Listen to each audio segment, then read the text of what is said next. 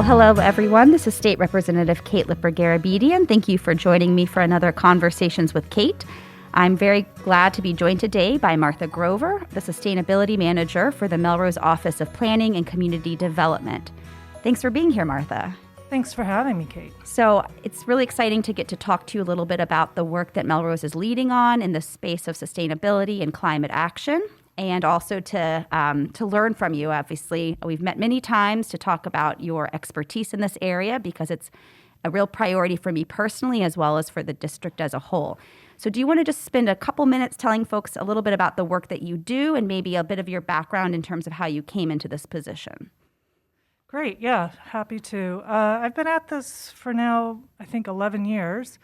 Was hired by when Mayor Dolan was mayor, and we'd gotten our first Green Community Grant, and they were looking for somebody to work on those green community projects to help reduce municipal energy usage.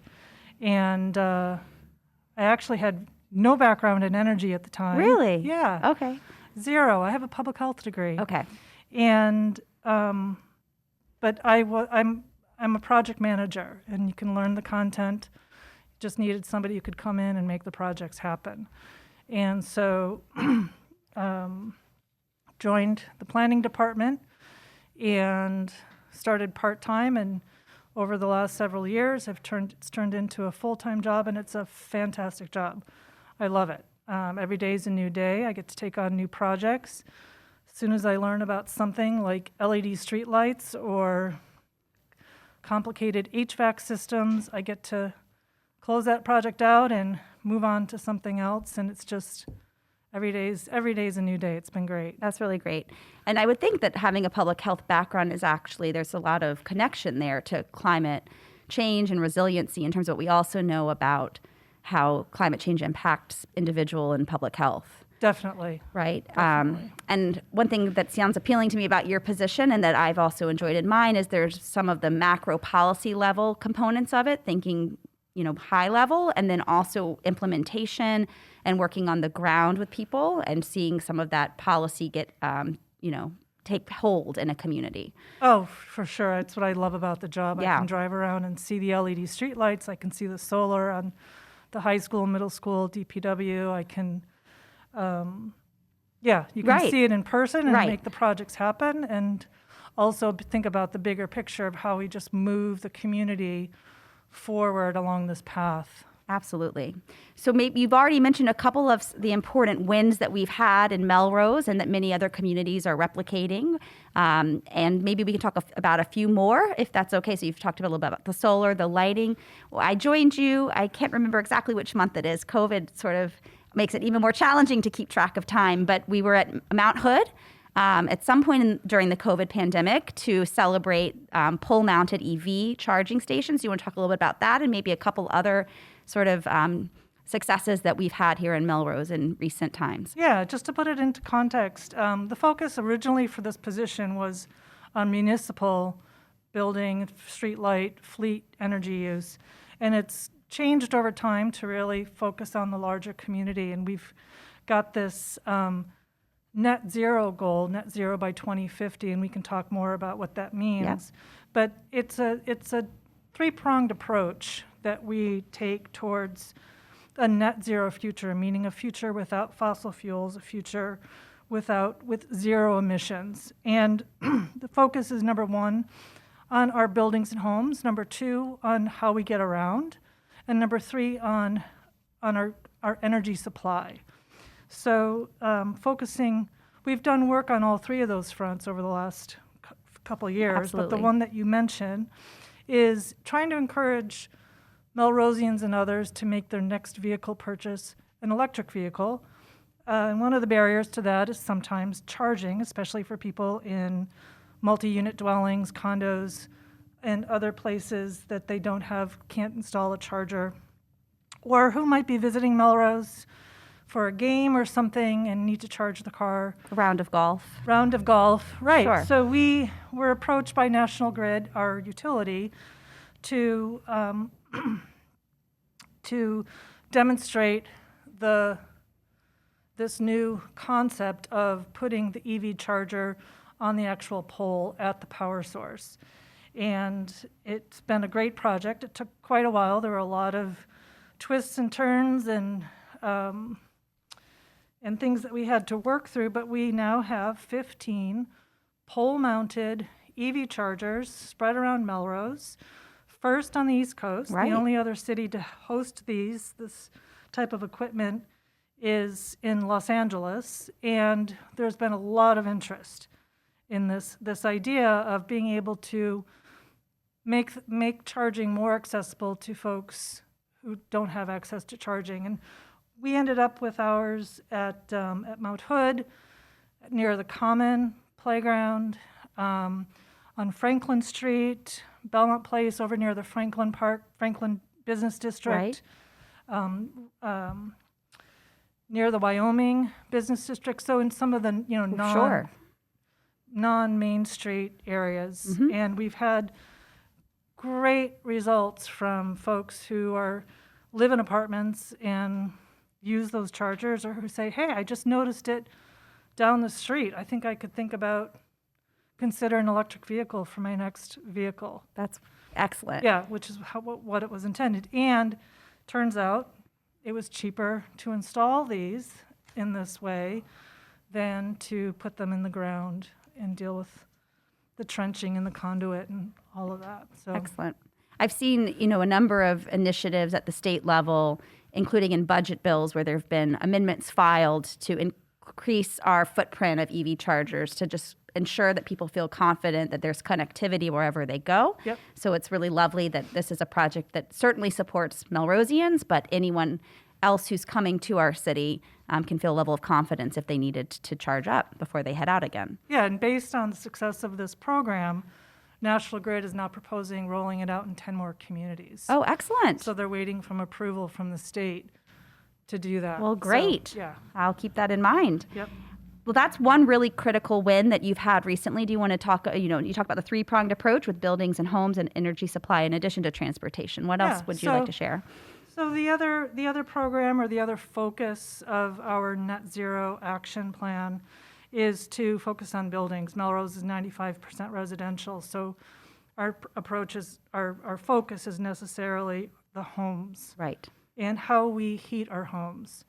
So we're still waiting on some state programs to come through, hopefully approved at the end of this month, to assist with funding and making it affordable for folks, homeowners, to think about converting their natural gas or oil, their furnace or boiler in their basement to an electric option. We call those heat pumps, or air source heat pumps, or mini splits.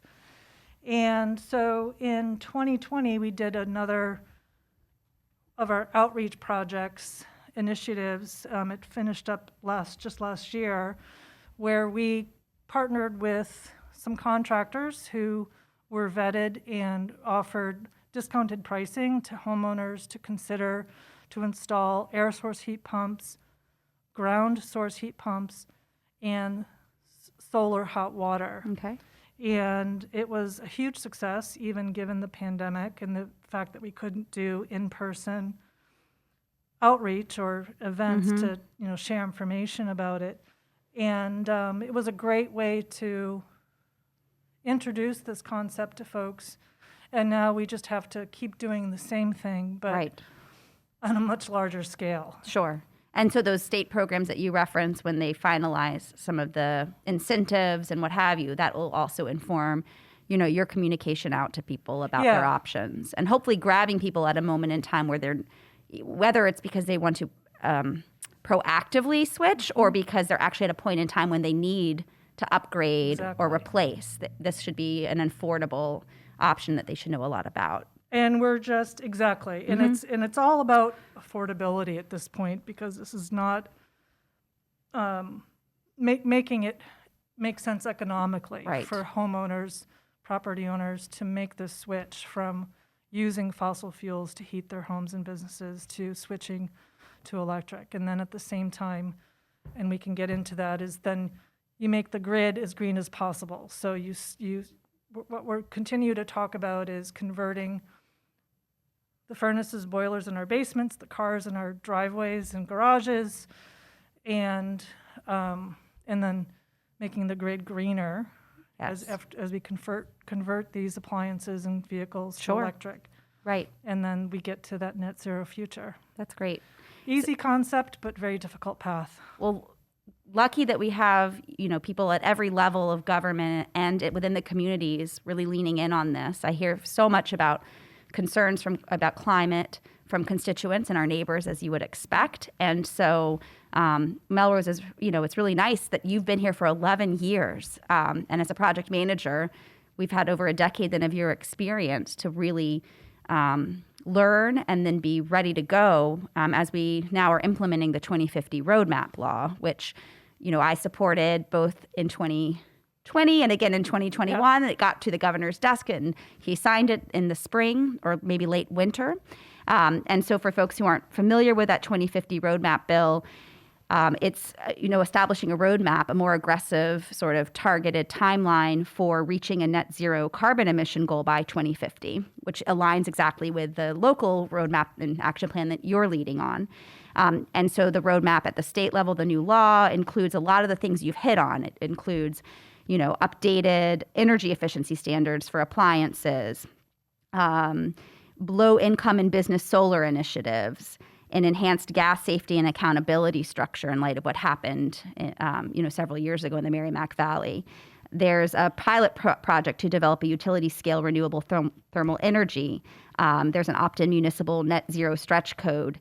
It also really focuses and layers in environmental justice protections, recognizing as many seismic shifts occur, including climate change, not every community bears the costs of that equally and has not for many years in terms of where we've sited our highways or where we put our power plants. And so looking for opportunities to really address that moving forward. And it increases our offshore wind procurements. And as you and I were discussing, it's just this week that an offshore wind bill that's a real priority of Speaker Mariano's came before a vote for the TUE committee, which I sit on, the Telecommunications, Utilities, and Energy. We reported it out favorably, so I expect it's going to come to the House floor, and we're going to look at opportunities to continue to really develop Massachusetts as an offshore wind leader in the country. So that's sort of at the law at a very high level. And I know you and I, are engaged in that and you know it very well as also. And it really sounds, and not surprisingly so, that the Melrose action plan that you're working on is certainly aligned and attuned to that. So maybe we could talk a little bit about how that work is going and how people might be involved in the community who'd like to weigh in or learn more about it. Yeah, thank you. I have to say that the roadmap was really a game changer. We were in the midst of writing our net zero action plan, and once that passed, we had to rewrite some sections of it because all of a sudden it really changed the outlook for how we could. It was the wind in the sail for how we could really accomplish what we need to do particularly over the next 10 years, and get to our goals by 2050. And some of the key things that were in that bill were changing how the Mass Save program is designed, right, and how the incentives are created. And so all of a sudden we're going to have real incentives, significant incentives to help people make this transition from fossil fuels to electric heat, for instance, or to super insulate their homes, right, in an affordable way. And so that's what we're waiting on. And so I just want people to look for information from us, from other sources about these programs that'll be rolling out over this next year. Sure. And take advantage of those if you have the opportunity. The other big game changer that you mentioned in your review of the roadmap is this new net zero stretch code, which again, it's in process, but it's a building code that will dictate and lay out how new buildings are constructed, and it creates regulations for making those buildings net zero, fossil fuel free. And so each community will have the opportunity to adopt this new stretch code once it's released, and that's again, a game changer Right. for all the new construction. Right. It gives, I happening guess here it in gives Melrose. municipalities a little bit more leverage Exactly. with the developers. It's a key tool in our Yes. toolbox. That's great. So, it's that, and then also rolling out more EV infrastructure, improving our public transportation system. We're working on making biking safer and easier to do so people have other modes of course. transportation.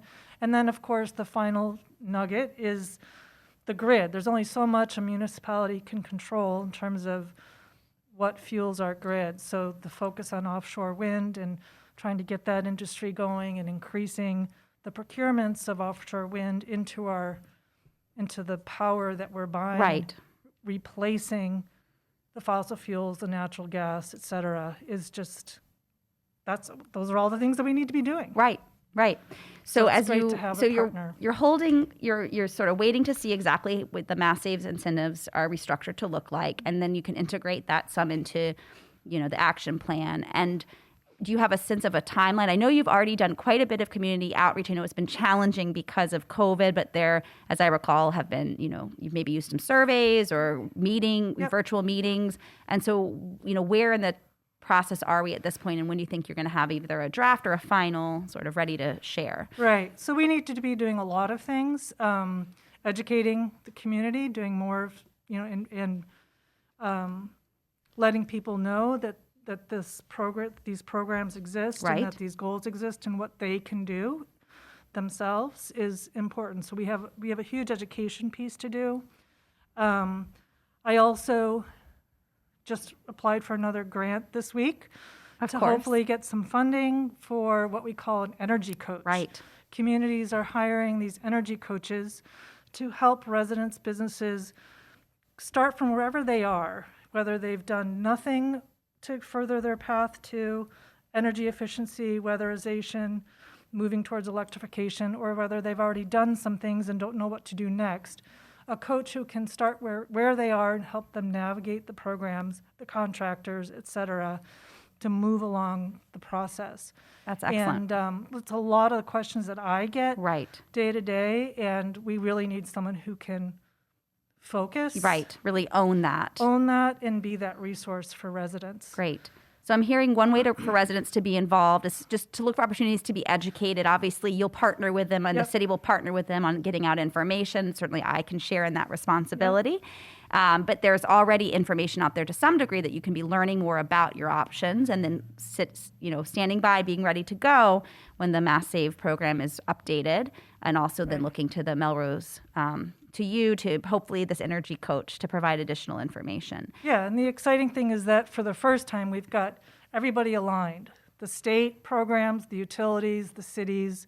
So we're all moving towards the same goal. And it's just, now we just have to put it all together and translate it to Great. individual decisions. And I think it would also be worth sharing with folks that, in Melrose and probably in other communities, if you're listening from outside of Melrose, there are, volunteer organizations and committees that are really focused on this, where you can bring your talent and your perspective. In Melrose, we have the Energy Commission. I know you do some work with them.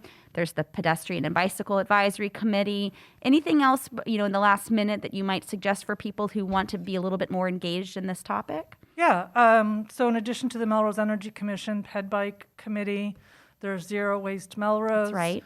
There's Keep Melrose Beautiful, which Yes. is focused on just picking up trash and beautifying the city, but recycling a lot of what they pick up. And Melrose Farmers Market is always looking for volunteers, and they're bringing in food and produce farmed locally, which is key to, again, Reducing that carbon footprint. reducing the and- carbon footprint. Yeah. And But- going to the public health connection too, fresh produce, right? Yes. Yeah. Yeah, and I have those conversations with people all the time. On my way walking here from City Hall, someone stopped me and said, I have this great idea for waste. Who do I talk to? And so, yeah, everybody plays a part, Great. and we love the ideas and the energy. Well, Melrose is very lucky to have your ideas and energy at City Hall with us, and I'm really glad to have had a chance to chat with you some about all the important work that you're thinking about and leading. And I encourage anyone to take a look at some of the information we've discussed, and obviously could be in touch with either of us or check in with some of those different organizations you've referenced to also play a part in all of this. So thank you so much, Martha, for joining me. It was really nice to get to catch up. Yeah, and thank you, Kate, for all your support. Oh, absolutely. Much appreciated. Well, thanks everyone for listening to Conversations with Kate. And I'll just say that if you're not in the Melrose community, I really anticipate that your municipality also is doing a lot of work in this space, both at its city or town hall and with different community groups. So I expect there are lots of ways to be involved. Everyone be well, and thanks for listening.